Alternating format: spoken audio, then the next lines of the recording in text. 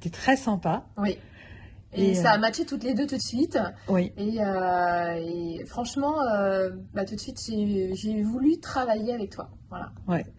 Bah écoute, en tous les cas, ça a été un véritable plaisir. Et puis voilà. Donc maintenant, tu es là et du coup, je t'ai sollicité pour savoir si tu étais d'accord pour témoigner en fait d'une méthode que j'ai mis en place, le Mind Circle. Oui, tout à fait. Et voilà. Donc je voulais savoir, en fait, qu'est-ce qui t'a plu dans cette méthode?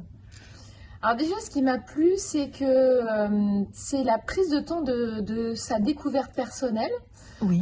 Tous les éléments et toutes les clés que tu mets en place pour comprendre qui on est, qui j'étais, et surtout des choses qu'on n'ose pas s'avouer, qu'on peut avoir des talents et qu'on oublie, voilà, ou qu'on met de côté. Et toi, tu es arrivé et cette méthode m'a permis justement de ressortir ce qu'il y avait au fond de moi, concrètement.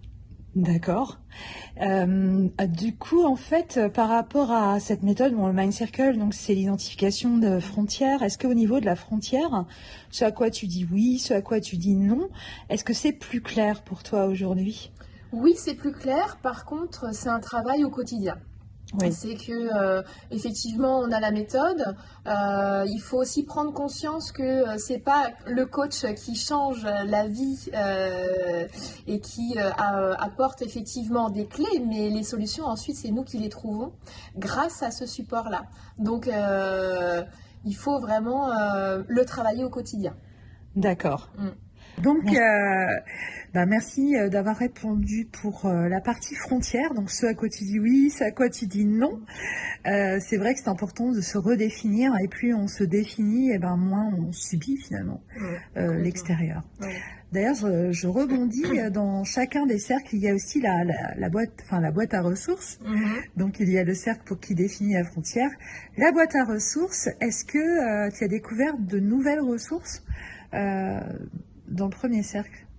Oui, concrètement, le travail a fait ressortir pas mal de ressources. C'est des choses au quotidien auxquelles on ne réfléchit pas. Et là, ça m'a permis vraiment de travailler avec toi, justement, de ressortir les ressources auxquelles je n'avais pas pensé ou que j'analysais pas comme ressources. D'accord. Donc voilà. Est-ce qu'il y a une ressource en particulier dont tu pourrais parler là ou pas? Est-ce qu'il y en a une ressource en particulier ça a beaucoup joué sur, je ne sais pas comment te dire ça, mais la ressource du positionnement, de l'affirmation de soi. L'affirmation de soi. Oui, tout à fait. D'accord. Donc, d'accord. Très bien. Et dans ce cercle, du coup, toi avec toi, le premier, il y a aussi la boîte à intentions. Donc, est-ce qu'il y a des intentions qui se sont réalisées, qui sont devenues des projets? L'intention d'aller vraiment au bout des choses. D'accord. Aller en profondeur, au bout des choses. Donc de respecter tes valeurs. Exactement, mes engagements, mes valeurs. Oui, tout à fait. De te réaligner. Et justement de mettre de côté les peurs. Et voilà. Donc la boîte à obstacles, du coup. Exactement, la boîte à obstacles, les peurs qui étaient prédominantes chez moi. Il y en a toujours, concrètement, puisqu'on a dit que c'était un travail au quotidien, mais de moins en moins. Magnifique. Et en quoi la boîte à surprise a pu t'aider dans ce protocole? La boîte à surprise, c'est quand tu sors de ta zone de confort. Donc tu vas chercher tes ressources, tu vois les obstacles qui se positionnent, et tu vas être vraiment sur dire ok, moi j'ai ça comme ressource, j'ai ça. Et la surprise, c'est que ça soit différent face aux autres. Moi, ça a beaucoup joué, sûrement par rapport à mon positionnement face aux autres. Et du coup, j'étais dans la surprise de dénouement que je ne pensais pas. D'accord. Si je traduis ce que tu viens de dire, ça m'évoque le lâcher-prise. Le fameux lâcher prise. Le fameux lâcher, c'est assez compliqué, le lâcher prise. C'est surtout taire le mental malgré tout. Oui.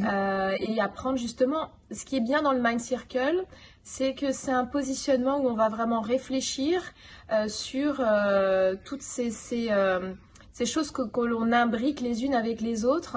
Et plus on va se positionner là-dessus, et plus on va taire le mental. Parce qu'on va être factuel et on va poser les bonnes choses. D'accord. Voilà. Une dernière question concernant l'usage en fait du Mind Circle. Est-ce que la spiritualité dans les ressources, est-ce que tu l'as inclus? Est-ce que tu t'es autorisé à mettre autre chose que les compétences, oui, les ça talents? fait partie de mon quotidien, ça aussi. Ouais, tout à fait. Ça a commencé à se développer quand je t'ai connue.